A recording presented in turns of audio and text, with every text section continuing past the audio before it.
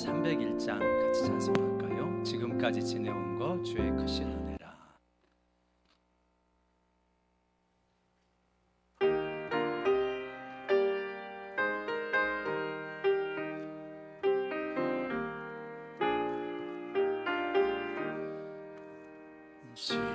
지금까지 지내온 것 주의 크신 은혜라. 한이 없는 주의 사랑 어찌 이루 말하랴. 자나깨나 주의 손이 항상 살펴주시고 모든 일을 주 안에서 형통하게 하시네. 몸도 맘도 연약하나 세임받아 살았네. 물붓듯이 부으시는 주의 은혜 족하다. 사랑 없는 거리에 나 험한 산길에 맬 때 주의 손을 굳게 잡고 찬송하며 가리라. 주님 다시 배올 날이 날로 날로 다가와. 무거운 짐 주께 맡겨 벗을 날도 멀잖네. 나를 위해 예비하신 고향 집에 돌아가 아버지의 품 안에서 영원토록 살리라. 아멘. 하나님, 오늘 우리가 하나님 앞에 드려지는 예배가 신령과 진리로 드려지는 예배가 되기를 원합니다. 우리의 마음을 주님 앞에 드리기를 원합니다. 우리 같이 기도하십니다.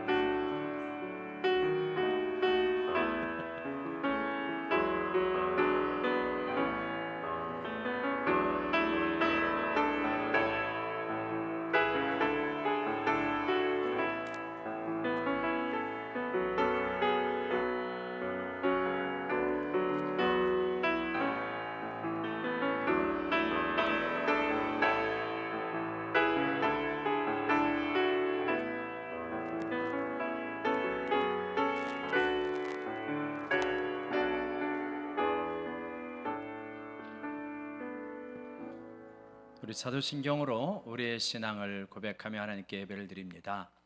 전능하사 천지를 만드신 하나님 아버지를 내가 믿사오며 그 외아들 우리 주 예수 그리스도를 믿사오니 이는 성령으로 잉태하사 동정녀 마리아에게 나시고 본디오 빌라도에게 고난을 받으사 십자가에 못 박혀 죽으시고 장사한 지 사흘 만에 죽은 자 가운데서 다시 살아나시며 하늘에 오르사 전능하신 하나님 우편에 앉아 계시다가 저려로서 산 자와 죽은 자를 심판하러 오시리라. 성령을 믿사오며 거룩한 공회와 성도가 서로 교통하는 것과 죄를 사해 주시는 것과 몸이 다시 사는 것과 영원히 사는 것을 믿사옵나이다. 아멘.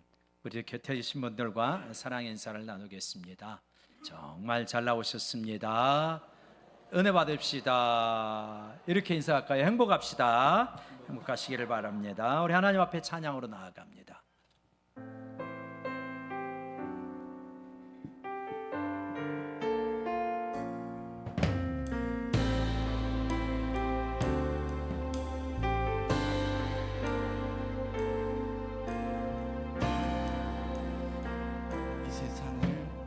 이 세상을 살아가는 동안에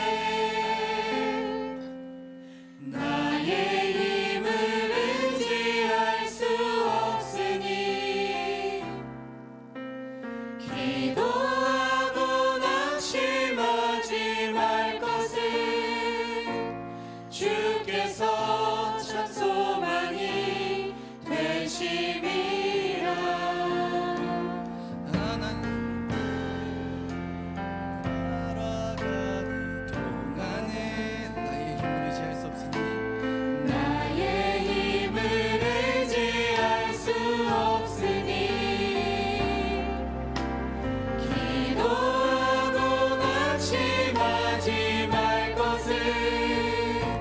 주께서 참 소망이 되심이라. 하나님의 꿈이 나의 비전이 되고 예수님의 성품이 나의 인격이 되고 성령님의 권능이 나의 능력이 되길 원하고 바라고 기도합니다. 다시 한번 찬양합니다.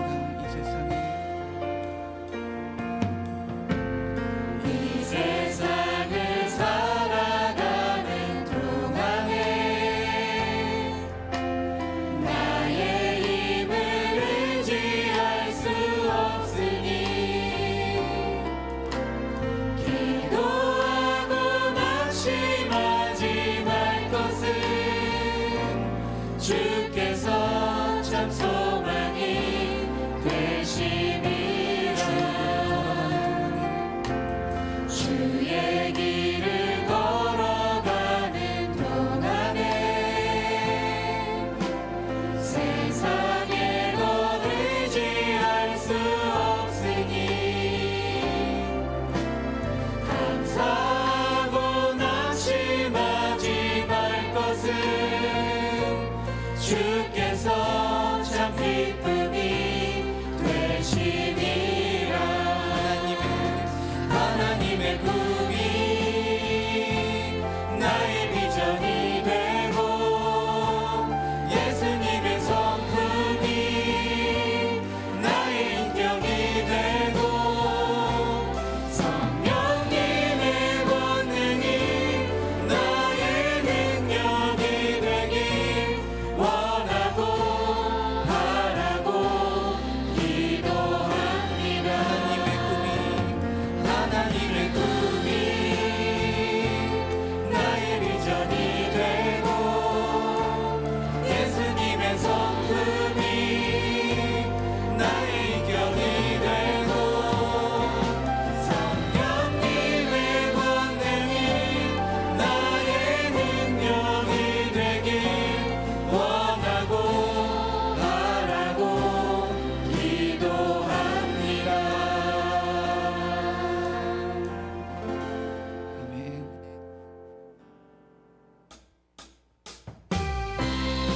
네, 우리 박수 치면서 다 같이 힘차게 찬양으로 나아가도록 하겠습니다.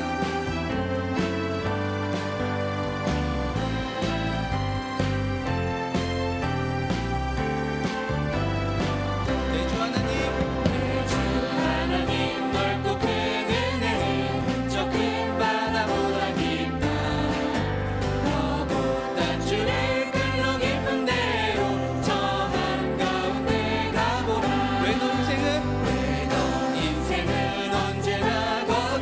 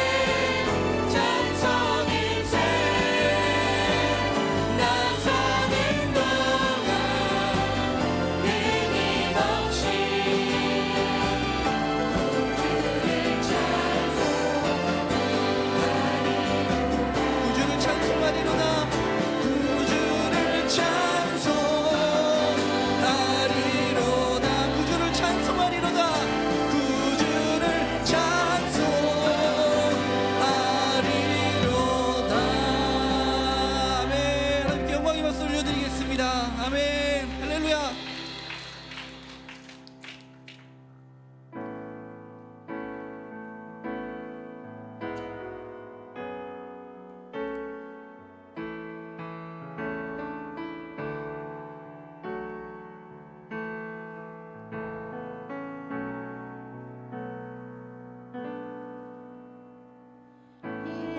예수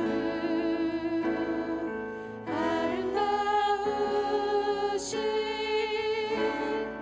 위대하신 주는 부활의 주 어린 양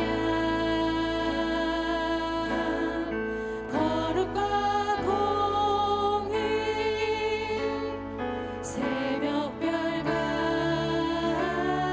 같은 나의 구주 모든 하늘 찬양해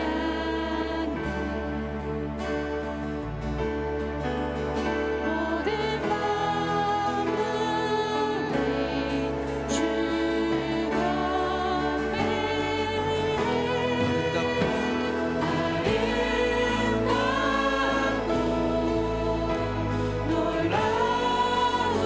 놀라우신 모든 이름보다 높은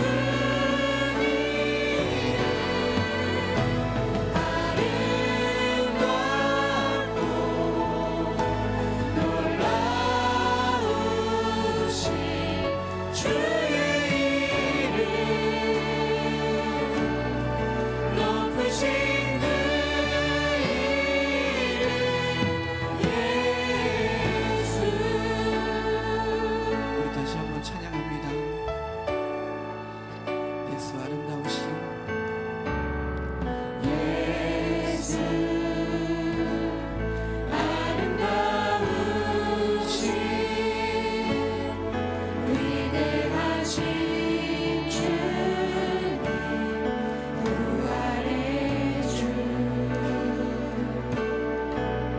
어린 양 거룩과 공의 새벽별 같은 나의 구주 모든 하늘 찬양해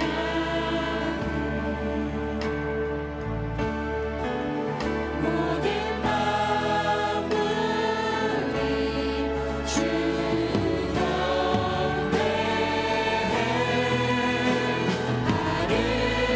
아름답고 놀라우신 모든 이름보다 높은 이름 아름답고 놀라우신 주의 이름 높으신 그 이름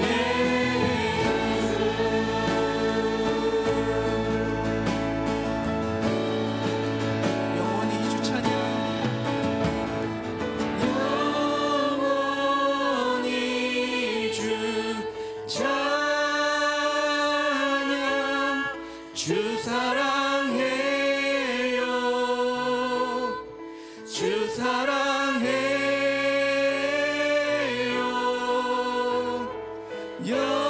영원히 주 찬양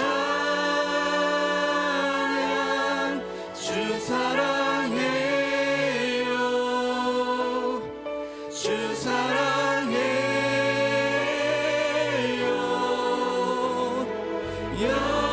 영원히 주 찬양 주 사랑해요 주 사랑해요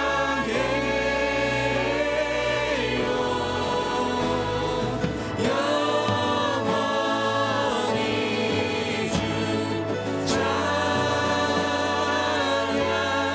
주 사랑해요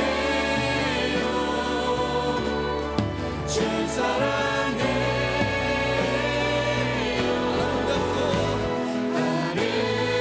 아름답고 놀라우신 모든 이름보다 높은 이름 아름답고 놀라우신 주의 이름 높으신 그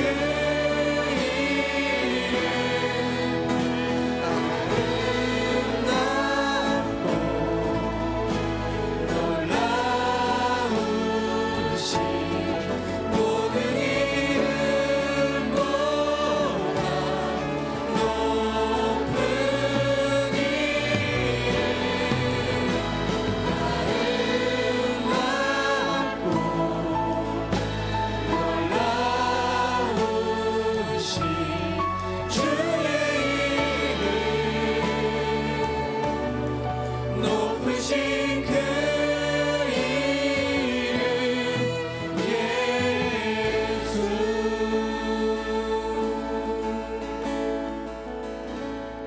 아멘.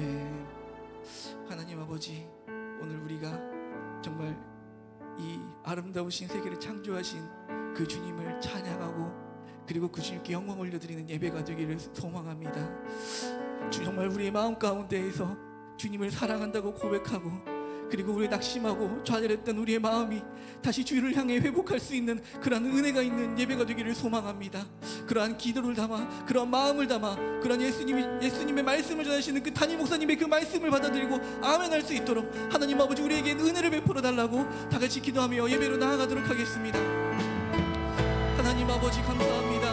오늘 우리의 예배 가운데 하나님 아버지 예수를 사랑하는 그 마음이 다시 회복되는 은혜를 허락하여 주시옵소서.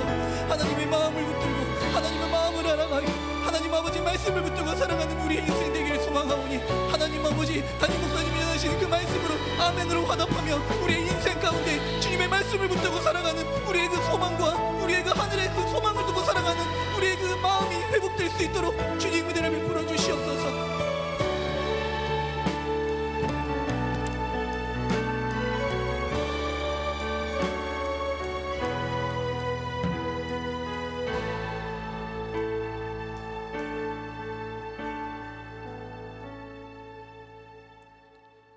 전능하신 하나님 아버지, 지난 한 주간 하나님의 은혜 가운데 인도하여 주셨다가 10월 첫째 주일 예배의 자리로 불러주신 은혜에 감사합니다.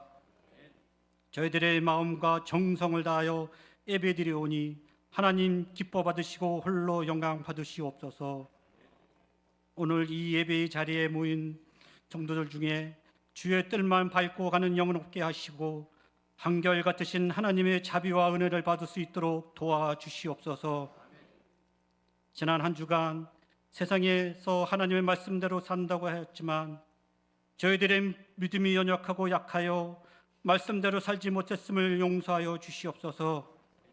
저희들의 부족한 믿음을 긍휼히 여겨 주시어 이 시간 예배를 통하여 깨닫는 은혜가 있게 하시고 성도들의 모든 문제들이 풀어지는 은혜를 내려주시기를 간절히 기도드립니다.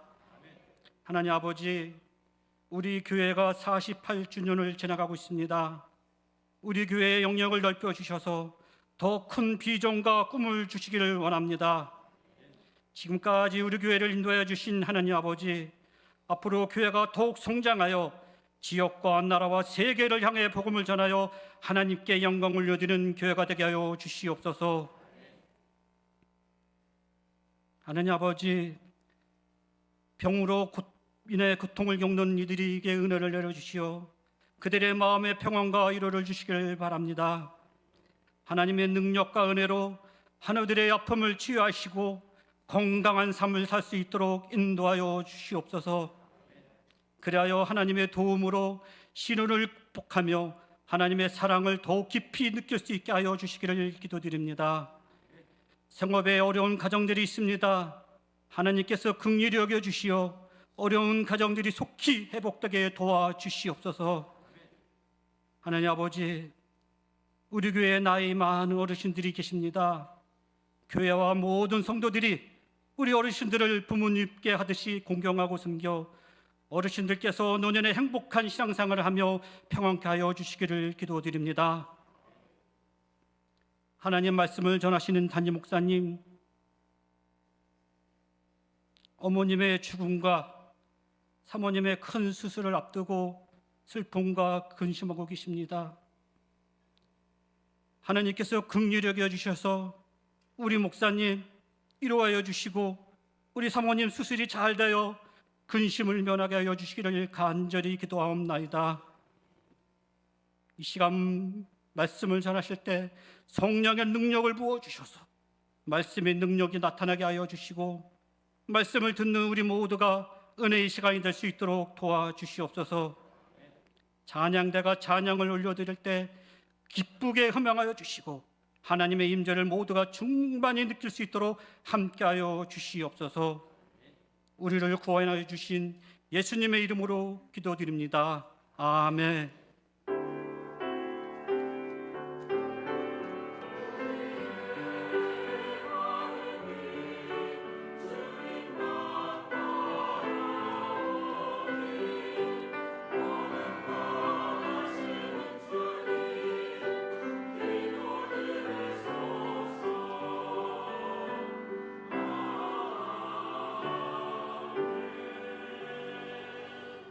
찬송가 27장입니다. 빛나고 높은 보좌와.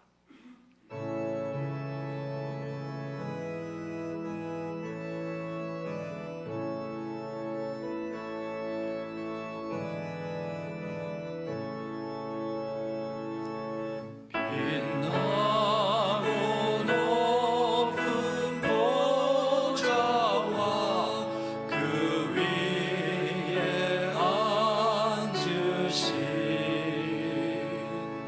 주의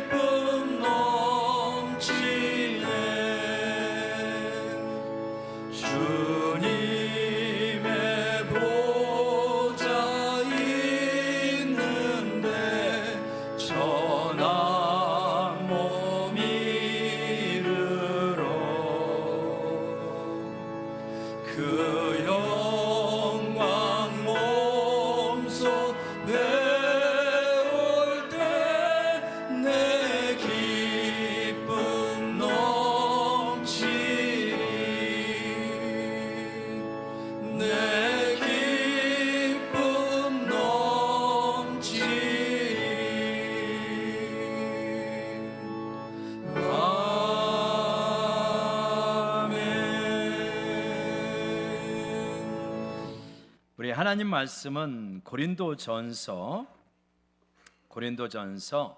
13장 13절의 말씀입니다.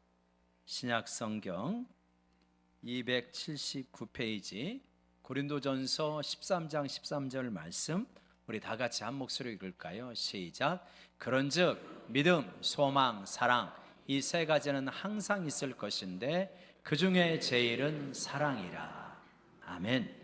이 시간 할렐루야 찬양대 찬양 올립니다.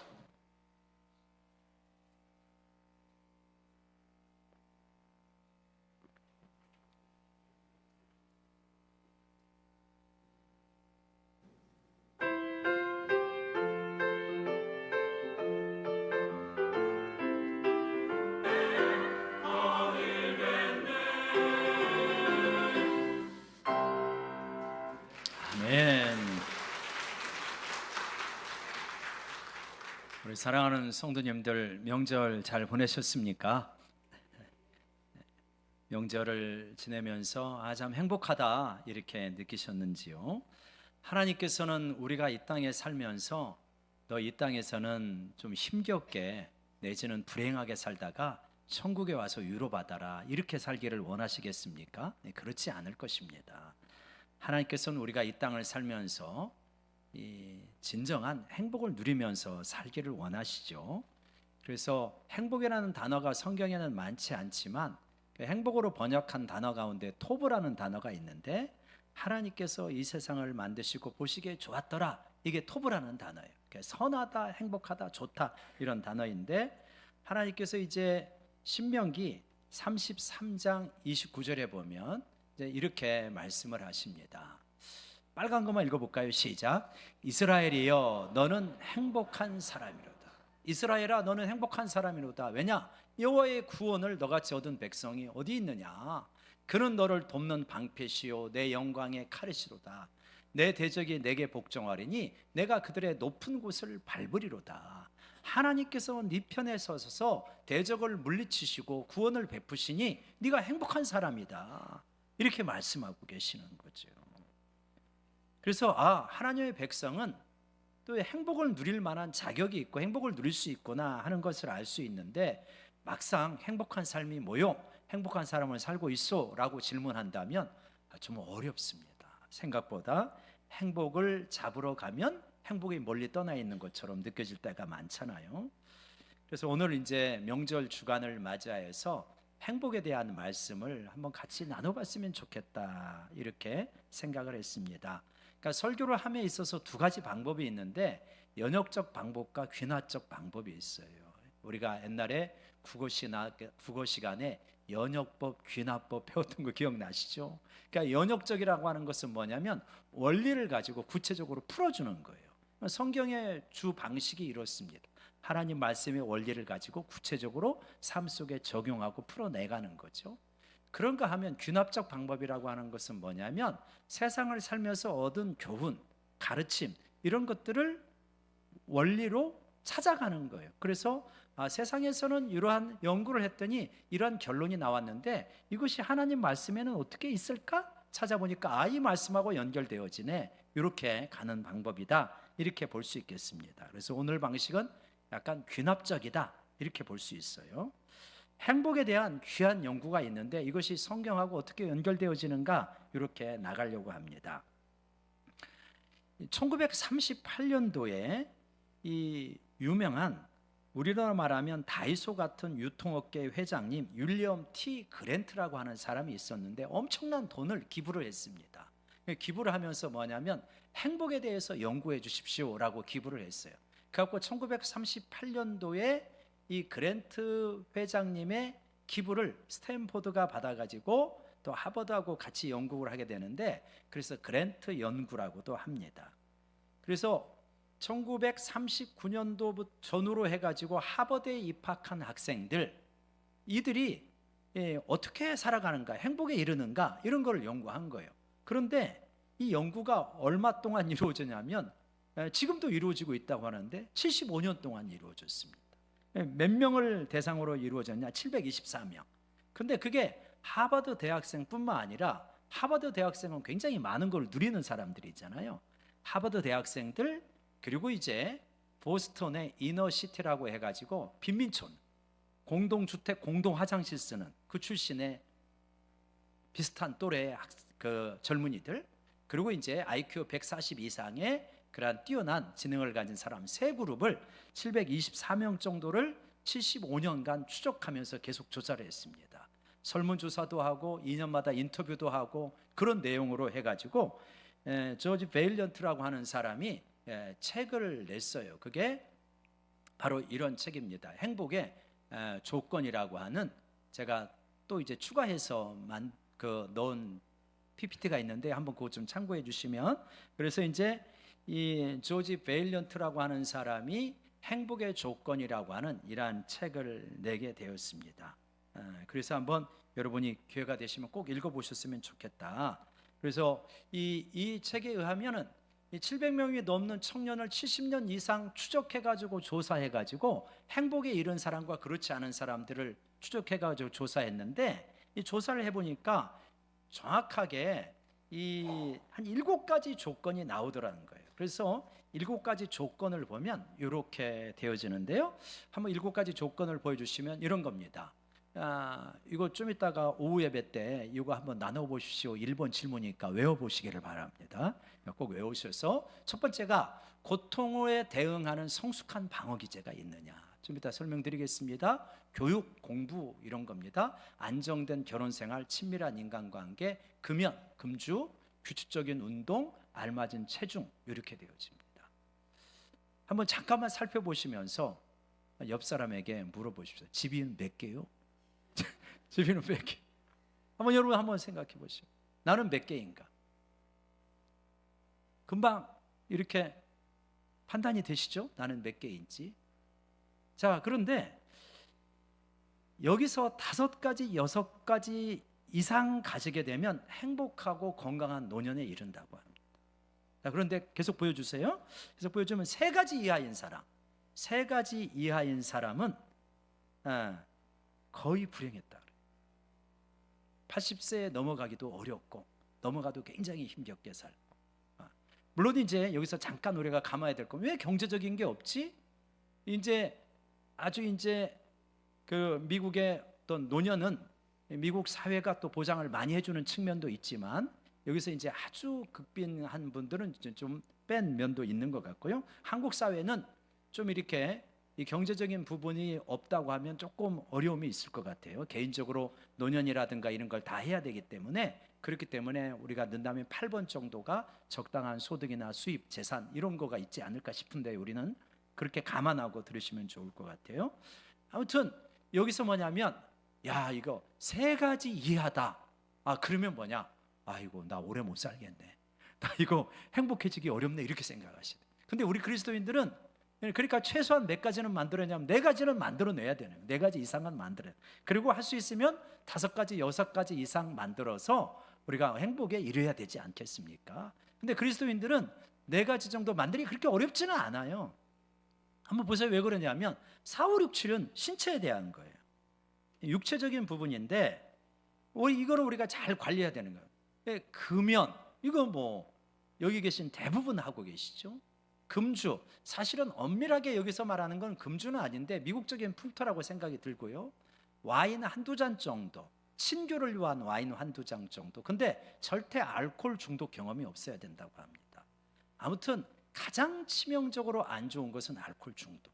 여기는 거의 80세 이상 가기 어렵다고 그래요.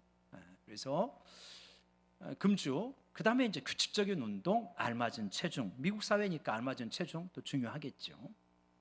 그러니까 이거 4가지 정도 신체적인 부분은 우리가 최소한 한 3가지 정도는 만들어낼 수 있는 그리스도인이면 거의 이렇게 할 수 있단 말이에요. 이렇게 어렵지 않게 4가지 내지는 3가지는 우리가 할 수 있습니다. 그러니까 기본적으로 우리는 요거 이제 믿음 생활만 잘하면은 요거는 이제 한 4가지 정도, 3-4가지는 여기서 잡고 갈 수가 있는 거죠.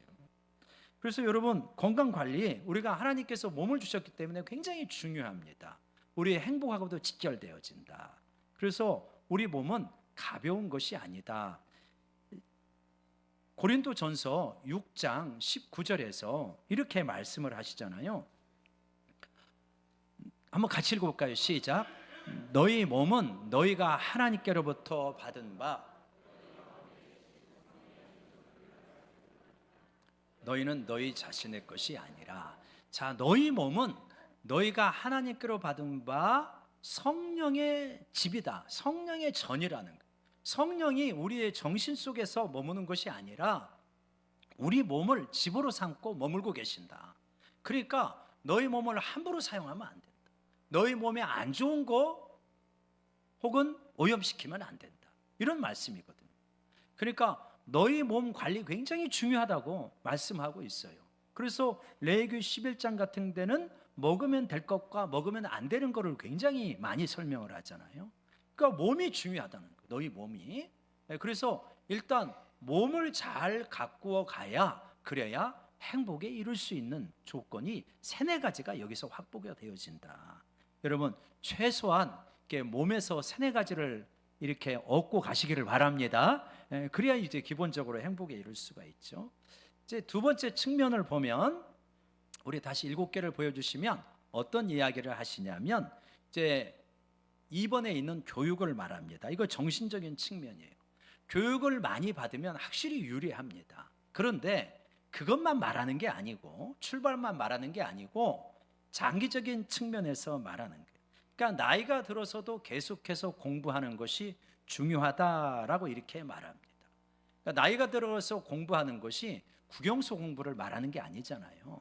우리가 교회에서 예배드리고 성경 공부하고 제자 훈련하는 것도 공부고 또 밖에 나가서 여러 가지 요새는 무료 강좌나 이런 것들도 굉장히 많지 않습니까? 도서관, 문화센터 이런 데서.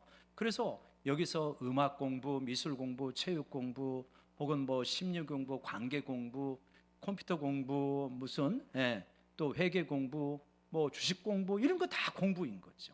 이렇게 지식적으로 계속해서 성장하는 사람은 갈수록 행복해진다는 거예요. 근데 이제 문제는 뭐냐면 우리가 젊었을 때 먹고 살기가 힘드니까 어디에 많이 집중을 하냐면 돈 버는 데 많이 집중을 하고 정신적인 성장을 소홀히 하게 되면 갈수록 이게 후퇴가 되어진다. 이렇게 말을 해요. 혹시 제가 두 번째 올려준 거 그렇게 그래프가 되나요?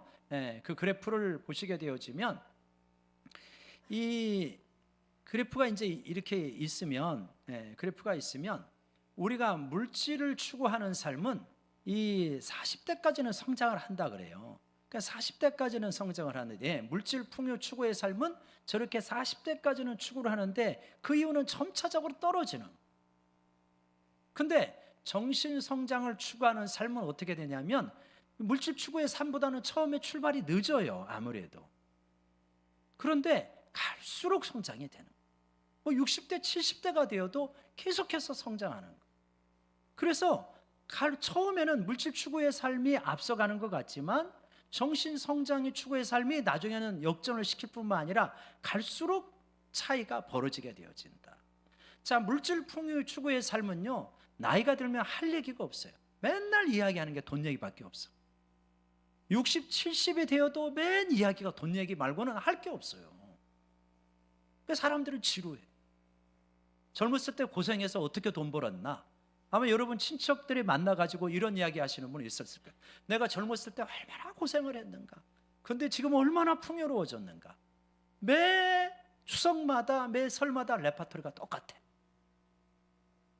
정신 성장이 하나도 없어. 하나도. 그리고 듣기가 지루해. 근데 영적인 성장을 추구하고 정신적 성장을 추구하면 레파토리가 바뀌어요. 자기가 성장해 가니까. 주님과 동행한 기억들이 있으니까 자꾸 정신적으로 성장해 간다. 그래서 여러분 이렇게 되어지는 사람은 풍성해지는 겁니다. 갈수록 행복해지는 거예요. 여러분 그래서 정신성장이 아이고 목사님 공부 좋아하니까 공부하라고 하는구나 그 말이 아니라 우리가 여러 가지 영역에 있어서 책 중요하죠. 40대 50대 이후에 책 놓는 거 굉장히 위태롭습니다. 뇌세포도 빨리 죽고요. 이거 위험해요. 그래서 여러분 말씀도 많이 암송하시고 성경 공부 제자 훈련도 하시고 그 다음에 여러 영역에서 자꾸만 성장해 갈 수 있는 우리 모두가 되기를 원합니다. 그러면 우리의 삶이 풍성해지고 행복에 이른다는 거예요. 굉장히 중요하죠. 근데 여기서 아주 재밌는 이야기를 하더라고요. 뭔 재밌는 이야기를 하냐면 여기 이제 이 책의 내용에 보면 질문을 이제 인터뷰하고 질문을 많이 하는데 무슨 질문하냐면 이런 질문을 해요. 자녀들한테는 혹은 손주 손녀들한테는 뭘 배우십니까? 이런 질문을 해요. 이제 20대에 시작했지만 1938년에 시작했으니까 2010년, 20년 되면 이분들이 지금 80대, 90대거든요. 그러니까 이제 자녀에게 배우는 것보다 손녀한테는 뭘 배우십니까? 이런 질문을 하더라고요. 근데 불행한 사람은 손주, 손녀, 자녀들한테 배우는 게 없어요. 근데 행복한 사람들은 자녀하고 손주, 손녀들한테도 많이 배우더라고요. 참 인상적이더라고요. 그래서 우리가 자녀들을 통하여서도 많이 배워야 이게 성장해 가는 거구나. 이런 교훈을 얻게 되었습니다. 자, 이게 이제 여기 좀 맛보기 같은 거고요. 중요한 거 두 가지를 다루도록 하겠습니다. 다시 7가지를 한번 보여주시면 이제 첫 번째가 뭐냐면 우리 1번 한번 읽어볼까요? 시작. 고통에 대응하는 성숙한 방어 기제. 자, 이게 이제 영적인 측면이라고 볼 수 있는데 교육은 정신적인 측면이고요. 3번은 정서적인 측면인 거에 비해서 1번은 영적인 측면이라고 이렇게 볼 수 있는데요. 이 고통에 어떻게 대응하느냐라고 하는 것이 행복과 불행을 결국 나누어지게 한다는 거예요. 그러니까 하버드를 나왔든 IQ가 140 이상이든 IQ가 90이든 빈민가 출신이든 간에 피할 수 없는 게 있는데 뭐냐면 고통이라는 거예요. 인생은 누구나 피할 수가 없다는 거예요. 생각해보면 당연한 거죠. 누구나 노화가 오고요. 가족의 상실이 있습니다. 부모님이 떠나고 이제 언젠가 배우자 한 명은 먼저 떠나잖아요. 심지어는 자녀가 먼저 떠날 수도 있습니다. 교통사고도 있을 수 있고 암에 걸릴 수도 있고 자연재해를 입을 수도 있고 명예퇴직을 할 수도 있고 사업이 부도가 날 수도 있고 이게 없는 사람이 누가 있겠습니까? 다 있어요. 어차피 인생에 이러한 상실은 누구에게나 있다. 이때 어떻게 대응하느냐 하는 것이 굉장히 중요하다 이 말인 거죠. 그래서 성경에서도 우리 인생에는 여러 가지 지켜야 될 것이 있는데 특별히 너희들은 이거 지켜라 라고 말씀하시잖아요. 잠언 4장 23절에서 이렇게 말씀을 하십니다. 모든 지킬 만한 것 중에 뭘 지켜라? 더욱 내 마음을 지키라. 이는 생명의 근원이 이에서 남이니라. 이렇게 말씀하시잖아요. 지켜야 될 게 있는데 굉장히 먼저 우선적으로 지켜야 되는 것은 마음이다. 자, 근데 마음을 다 지키려고 한단 말이에요. 마음을 지키는데 미숙하게 지키는 사람이 있고 성숙하게 지키는 사람이 있다. 그냥 미숙하게 지키면서 인생이 자꾸 마이너스가 되어지고 행복에서 멀어지게 되어지더라라고 하는 겁니다.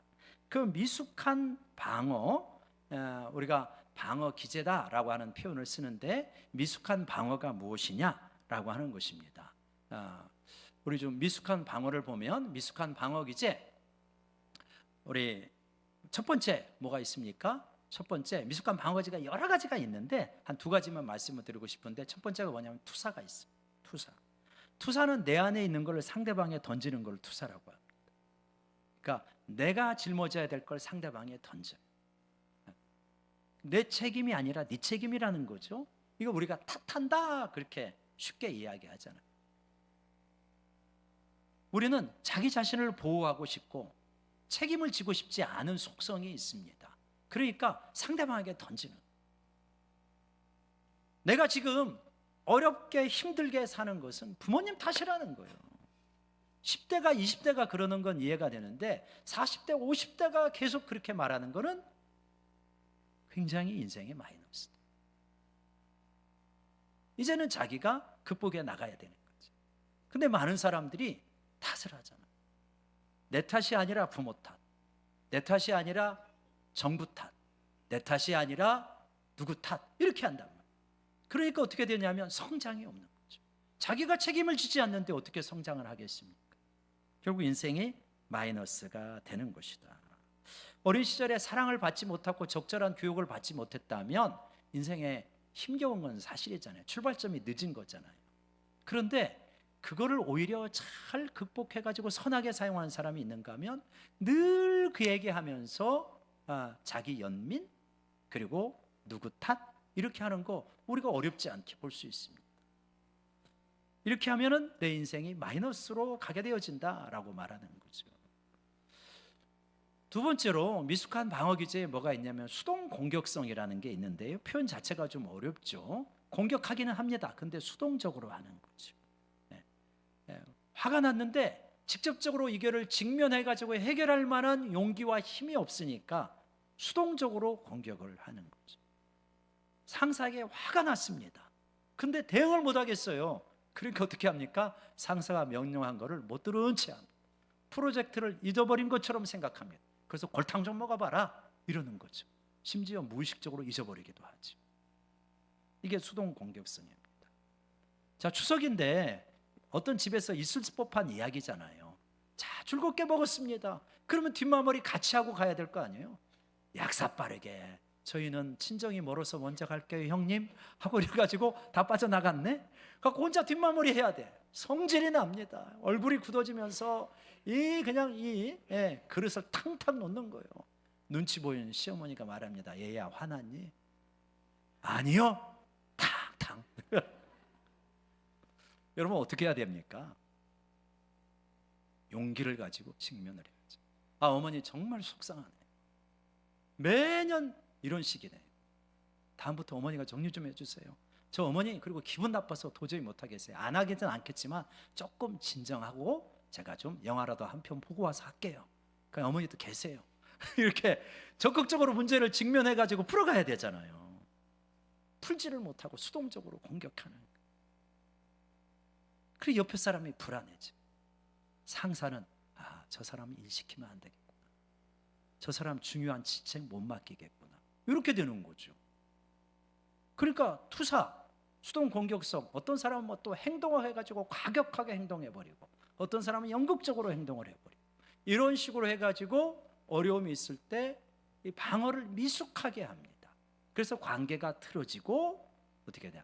자꾸만 관계가 틀어지니까 행복에서부터 멀어지게 되는 거죠.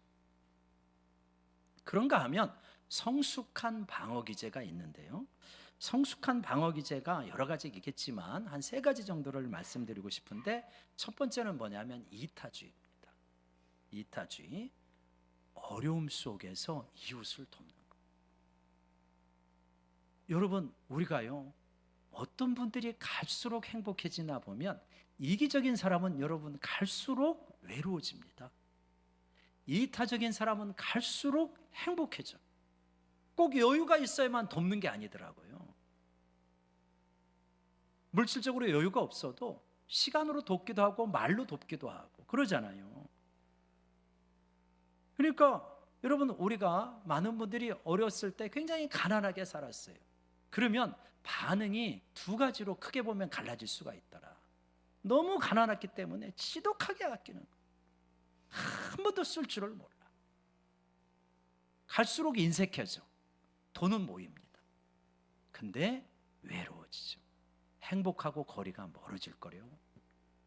그런가 하면 어려웠으니까 이렇게 어려우니 나보다 더 어려운 사람을 내가 생각하면서 살아야지.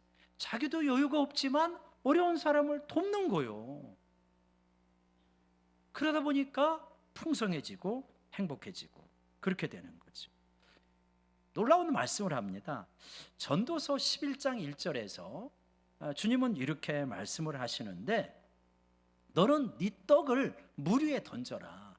여러 날 후에 도로 찾으리라. 아니 떡을 던지면 떡이 없어지잖아요. 내가 배고파지잖아요. 근데 그게 아니라는 거예요.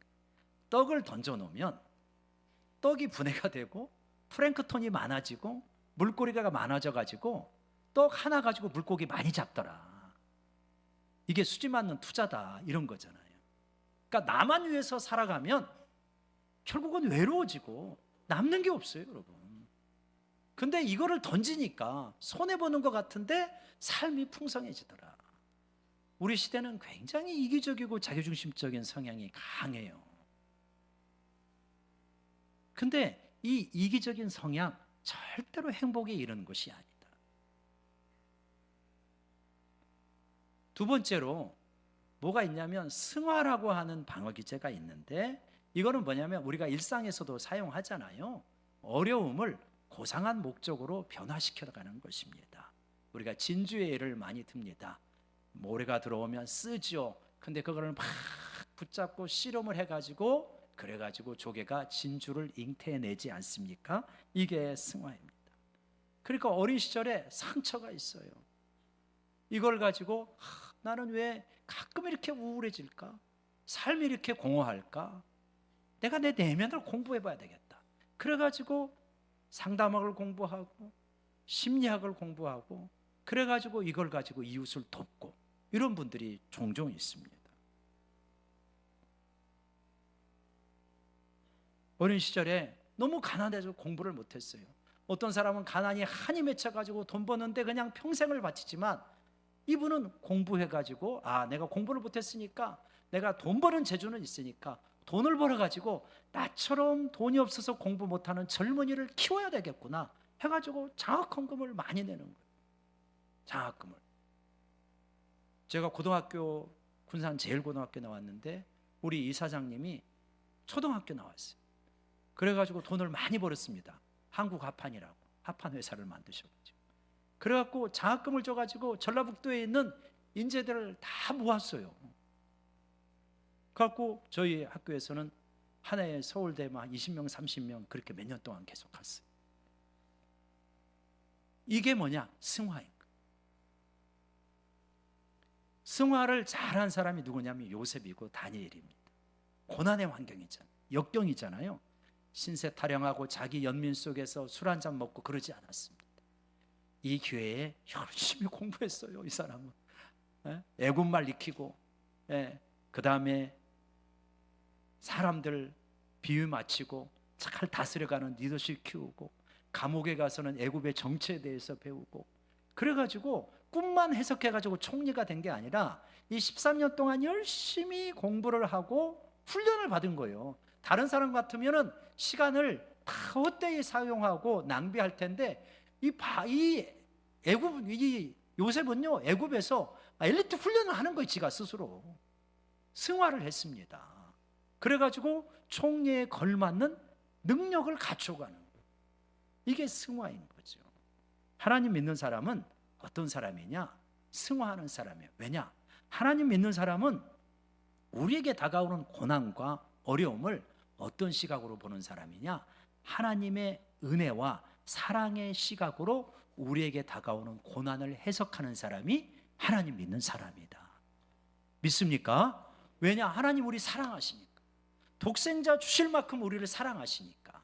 하나님이 능력이 부족하고 막을 수 없어가지고 이 고난 어쩔 수 없이 허락하신 게 아니고, 하나님의 커다란 사랑의 시각에서 너에게 네가 이거를 잘 이겨내기를 원한다. 이게 하나님의 마음이거든. 그래서 우리 믿음의 사람들은 우리에게 다가오는 때로는 안 좋은 일이라 할지라도, 고통스러운 일이라 할지라도 은혜와 사랑의 시선으로 이거를 해석해내는 법을 배운 사람이 하나님의 사람입니다. 그래서 승화를 우리는 잘하는 겁니다. 세 번째로, 성숙한 방어 기제 세 번째로 뭐가 있냐면 유머가 있습니다. 성숙한 유머죠. 아픔을 그냥 온통 인상을 찌푸리고 씨름하면서 견뎌내는 것이 아니라 유머로서 이겨내고 해소하는 것입니다. 정치인들이 뛰어난 정치인들이 이런 거 잘 아시더라고요. 링컨 대통령이 그 삶이 어려웠잖아요. 그래서 자살 충동도 느껴가지고 친구들이 권총도 숨기고 그랬거든요. 또 부인하고 사이도 그렇게 좋은 편은 아니에요. 링컨 대통령이 그 어려움들을 유머로 많이 승화를 합니다. 하루는 선거할 때 상대편이 그렇게 비난을 했잖아요. 링컨은 가증한 사람이다. 두 얼굴의 사나이다. 그랬더니 링컨이, 여러분, 제가 두 얼굴을 가지고 있다면 이 얼굴로 나왔겠습니까? 그 자기가 못났다는 거를 그렇게 여유 있게 말을 하잖아요. 김대중 대통령이 국민과에 대해서 한 자매님이, 만약에 대통령께서 무인도에 가신다면 세 가지를 가져갈 수 있는데 뭘 가지고 가시겠습니까? 그랬더니 여러분 같으면 뭘 가지고 가겠습니까? 성경 그리고 우리가 뭐 라이터, 칼 이런 거 가지고야 살지 않나요? 네, 김대중 대통령은 그렇게 말씀하시더라고요. 실업 문제, 부정부패, 지역 감정 세 가지 가지고 모조리 가지고 와서 우리 국민들이 그러면 좀 행복하게 살겠습니다. 그때 막 이 회중들이 박수를 치시더라고요. 아픔을 웃음으로 변화시킬 수 있는 것, 이게 상당히 우리 삶을 풍성하게 만드는 거죠. 자, 이러한 미숙한 방어 기제가 있고 성숙한 방어 기제가 있는데, 미숙한 방어 기제를 쓰면 방어는 하는데 계속 마이너스가 되는, 성숙한 방어는 방어를 하면서 자꾸만 플러스가 되고 행복에 이르는, 이렇게 되어지는 거죠. 마지막으로 이제 다시 7개짜리 그 보여주시면 그 가장 중요한 거 한 가지를 말하라고 하면 뭘 말하냐? 3번 안정된 결혼생활, 친밀한 인간관계. 그리고 또 조금 이제 나중에는 좀 더 친밀한 인간관계 측면이 많더라고요. 그래서 이거를 연구하다 보니까 책임자가 75년째가 지금 이렇게 되고 있다면 어떻게 한 사람이 할 수 있습니까? 못하잖아요. 1, 2, 3, 4대가 됐는데 4대를 책임지고 있는 곳이 로버트 율딩거라는 정신과 의사더라고요. 그러니까 이분이 이제 이야기를 하게 되어집니다. 강연을 하게 되는데 한번 유튜브에 찾아보시면 나오거든요. 네, 거기서 이제 뭐라 그러냐면 친밀한 인간관계가 가장 중요하다고 말합니다. 그래서 미국의 밀레니엄 세대, 그러니까 1980년부터 2000년 사이에 태어난 밀레니엄 세대는 인생의 목적이 무엇이냐라고 물으면 80% 이상이 돈이라고 한대요. 돈이 많아야 행복해질 수 있다라고 이렇게 말합니다. 그런가 하면 우리나라 설문조사도 행복의 조건에 대해서 1922년도에 20대, 30대에게 물었습니다. 무엇이 가장 우선되냐? 그랬더니 한 30% 가까이가 뭐냐? 충분한 소득과 자산이다 라고 이렇게 말했어요. 미국이나 한국이나 비슷한 거죠. 이것이 없으면 살기가 굉장히 불편하겠지만, 그렇지만 정말 이것이 행복을 보장해 주느냐? 그렇지 않다라고 말합니다. 문제는 뭐냐면 우리가 인생을 여러 번 살면 좀 잘못된 생각을 가지고 살아도 괜찮은데, 아유 가보니까 이게 아니네, 다시 바꾸자, 이렇게 하면 되는데, 문제는 인생을 우리가 한 번밖에 못 산다는데 우리가 생각을 잘해야 되는 측면이 있잖아요. 그래서 이 한 700명 넘게 아주 뛰어난 사람과 아주 평범 이하의 사람들이 살아온 삶의 추적을 70년, 75년 이상 했던 이 기록이 우리에게 굉장히 던져주는 게 많은 거죠. 잘 좀 생각해 봐야 되겠다. 그러니까 이들도 젊었을 때 저렇게 생각하고 갔을 거란 말이에요. 돈이라고 생각하고 갔어요. 가보니까 아니더라. 그런 사람들이 이야기가 많이 나와요.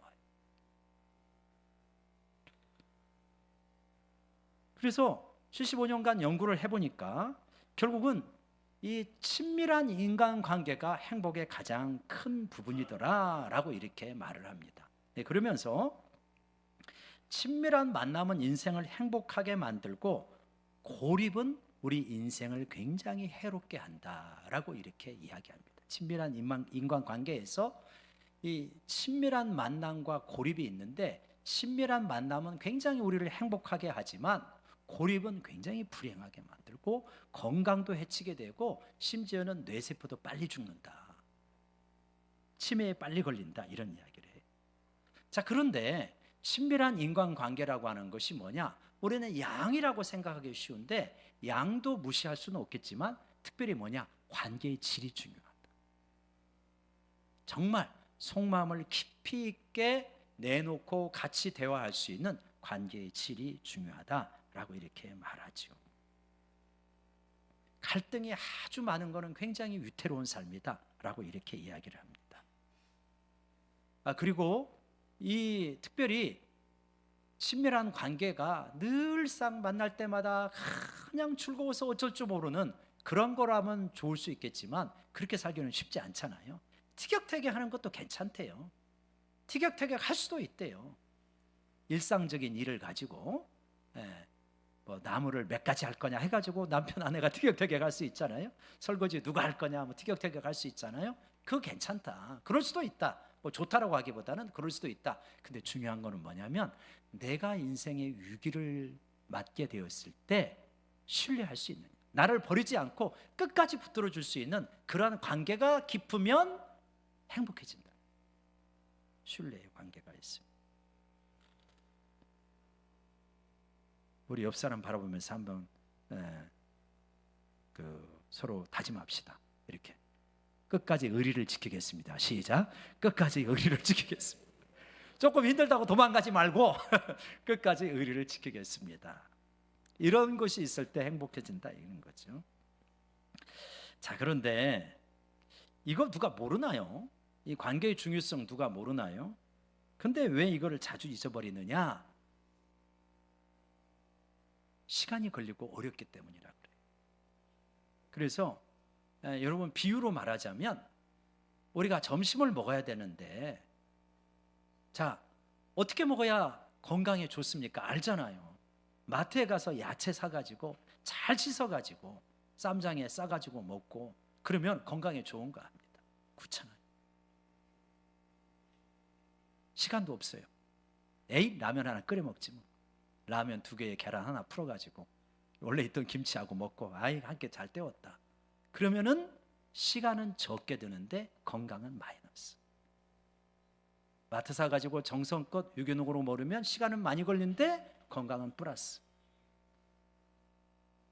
이것저것 사람 비유 맞추고 좋은 관계에 맺어가는 거 너무 힘들어. 에너지도 많이 들고 돈도 많이 들어가고.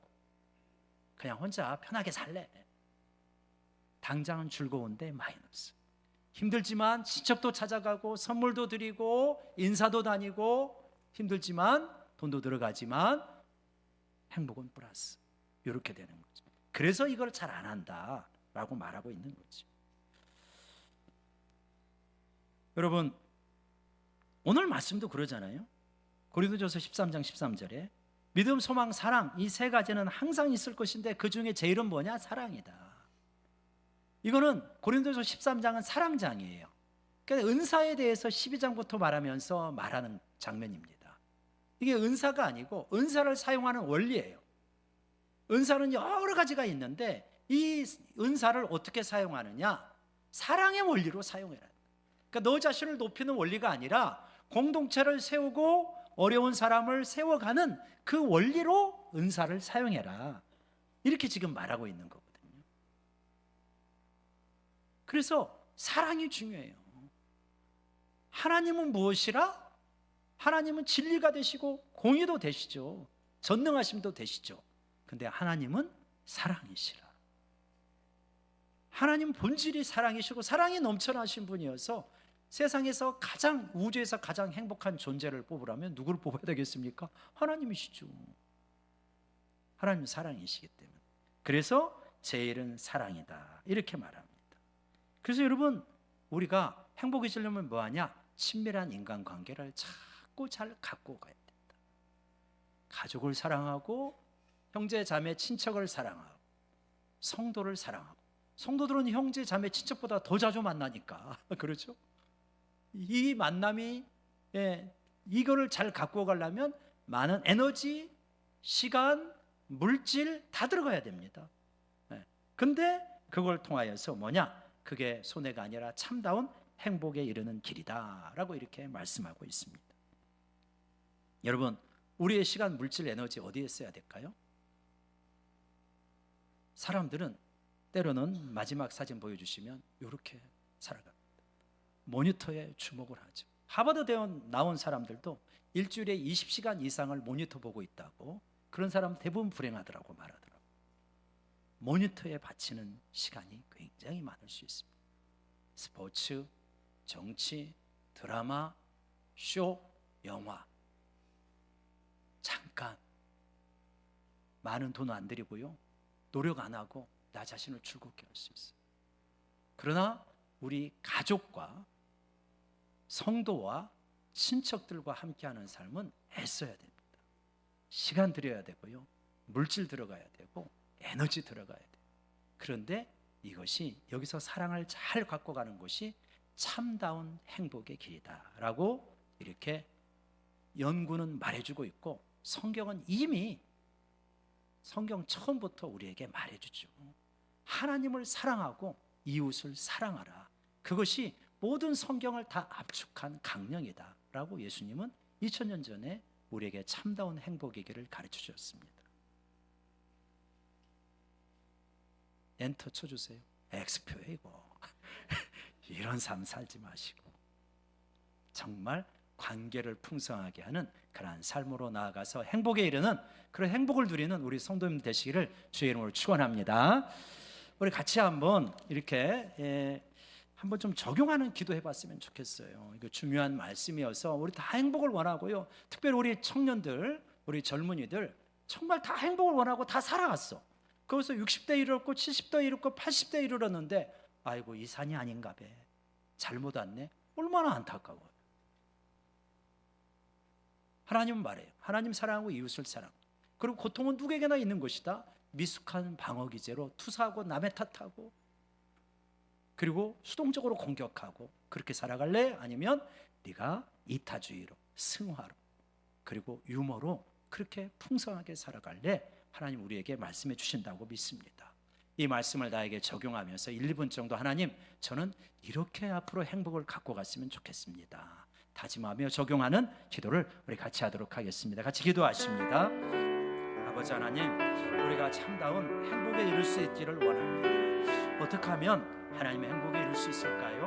하나님이여 700명이 넘게 75년 동안이나 연구했던 이 자료 가볍게 여기지 아니하고 아버지 하나님이여 우리 사랑하는 형제 자매들이 참 행복에 이를 수 있는 그러한 우리 성도님들 되어줄 수 있도록 주님께서 도와주시기를 간절히 기도하고 주님 원하옵나이다. 아버지 하나님, 그래서 우리의 노년이 날이 갈수록 하나님의 쓸쓸하고 불행한 것이 아니라 행복한 삶이라고 말할 수 있도록 주님께서 한 분 한 분 그 가정 또 친밀한 마음 속에 하나님이여 만남 속에 그러한 은혜를 더하여 주시기를 간절히 기도하고 원하옵나이다. 아버지 하나님이여 정말 가정마다 기쁨과 감사가 넘쳐나고 행복이 넘쳐날 수 있도록 주님 도와주시옵소서. 예수님의 이름으로 기도드립니다.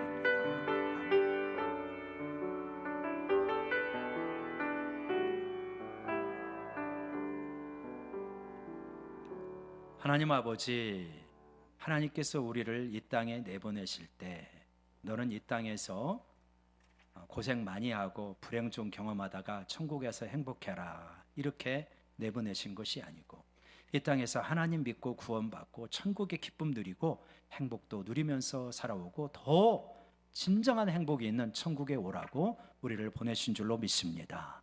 하나님은 그렇게 행복을 잘 갖고 갈 수 있도록 도와주시고 미숙하게 내 자신을 방어하고 관계를 파괴적으로 끌어가는 것이 아니라 하나님이여 친밀한 만남을 잘 가져가면서 행복을 누리는 우리 모두가 되게 하여 주옵소서. 예수님의 이름으로 기도합니다. 아멘. 찬송가 620장 찬송하면서 준비하신 예물 드리겠습니다.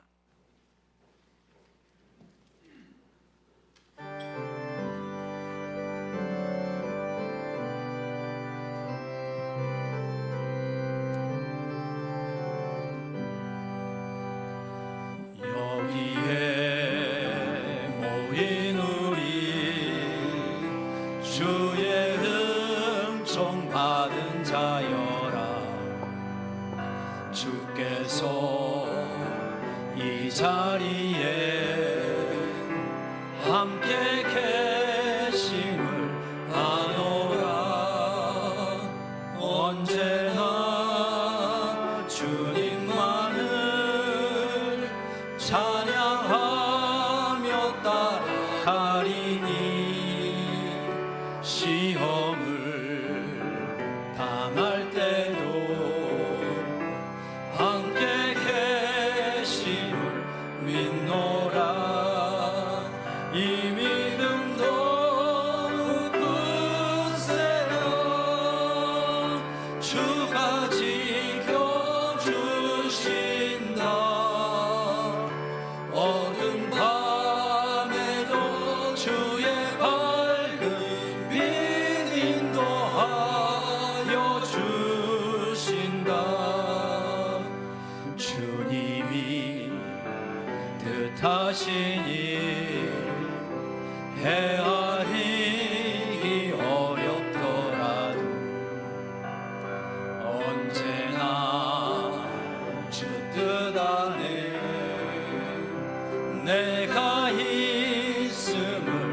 하노라. 사랑과 말씀들이 나를 더욱 새롭게 하니 때로는 넘어져도 최우승을 믿노라.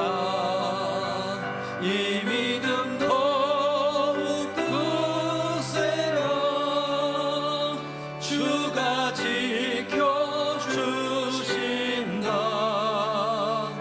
어두운 밤에도 주의 밝은 빛 인도하여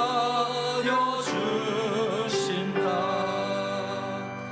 여기에 모인 우리 사랑받는 주의 자녀라.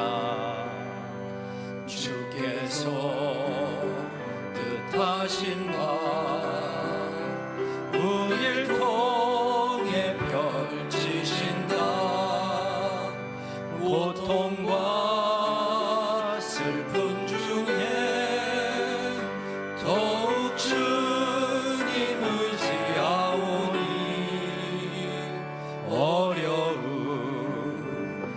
이겨내고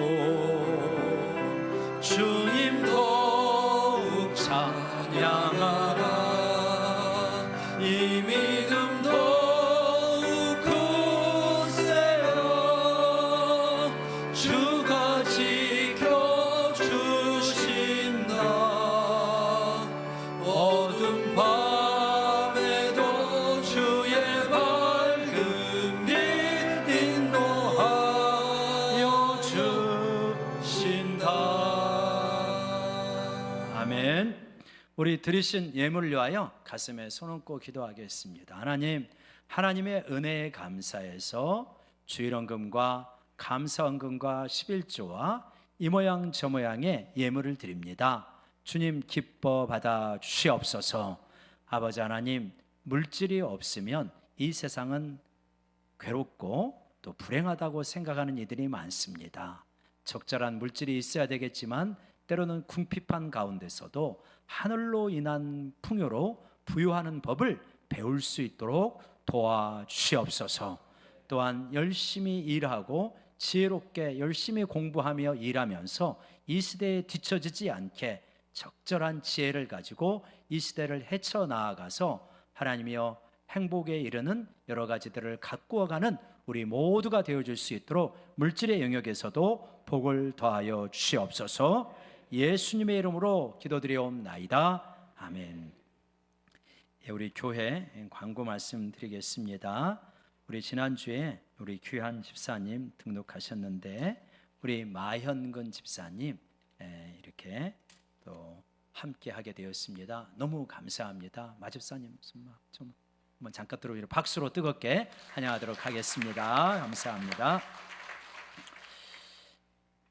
우리 이번 주 토요일 날 월사 기도회 있는데 토요일 날 7시 아침 7시에 가족들이 함께 모여서 한 달을 또 기도로 시작하기를 원하고요. 여러분 월사 기도회 때는 우리가 헌금 위원들이 돌지는 않지만 들어오는 입구에 우리 장학 헌금을 두어서 특별히 우리의 미래 세대가 물질적으로 또 그렇게 큰 어려움 겪지 아니하고 공부 좀 잘 할 수 있도록 우리 장학 헌금 하고 있는데 좀 힘껏 해주시기를 부탁을 드립니다. 구약 성경방 참고하시고 또 구약 성경 꼭 이렇게 아주 귀하게 읽을 수 있는 기회거든요. 줌을 통해서 하니까 여러분 좀 많이 참석하시고 성경 잘 읽어주시기를 바랍니다. 중보기도, 교사 훈련 이런 부분들 참고해 주시고요. 우리 여기에 아직 들어가지는 못했는데요. 10월 넷째 주 한 주간은 우리가 11월 다니엘 기도회를 준비하면서 미디어 금식을 좀 이렇게 하고자 합니다. 육체적인 금식을 할 수 있는 분도 한 끼 정도 금식하는 것도 좋고요. 특별히 미디어 금식, 이 미디어가 우리의 영성에 굉장히 많이 방해를 됩니다. 그래서 성경 읽고 찬송 보고 좋은 설교 듣고 이런 거는 뭐 금식할 필요 없겠지만 여러 가지 텔레비전, 인터넷, SNS 뭐 이런 거 하면서 자꾸만 우리의 시선을 하나님에게서 세상의 즐거움에 자꾸 빼앗기는 거, 요것 좀 한번 우리가 도전을 해서 정말 또 미디어 금식, 내지는 도저히 나는 미디어 금식이 안 된다면 저녁부터 아침까지는 정말 절식을 하고, 그래서 이렇게 해서 우리 영성을 좀 잘 지켜갈 수 있는 그런 시간 가지려고 하니까 좀 미리 기도로 잘 준비해 주시기를 원하고요.